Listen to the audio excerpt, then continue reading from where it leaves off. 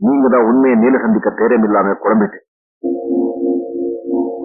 ராஜு என்கிட்ட எல்லாத்தையும் சொன்னா. அதை கேட்டதும் எனக்கு உங்க மேல பரிதாபம் ஏற்பட்டது. அந்த பரிதாபம் கருணையா மாறி அன்பா வளர்ந்து இப்போ காதலா மாறி. கருணை, அன்பு, காதல் இதெல்லாம் இயல்பா வரும். அதை கேட்டு வாங்க முடியல. நீங்க பட்டமரமா நிக்கிற வரைக்கும் ராஜு தனக்குன்னு ஒரு வாழ்க்கை அமைச்சுக்கவே மாட்டான். ப்ரொஃபசர் பாலு சாகும்போது ராஜு கிட்ட ஒரு சத்தியத்தை வாங்கி இறந்திருக்கார்.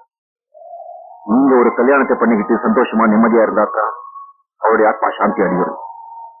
நீங்க தெய்வமா பூஜிக்கிற பாலோட ஆத்மா சாந்தி அடைகிறதும் அடையாம போகிறதும் உங்க கையில தான்.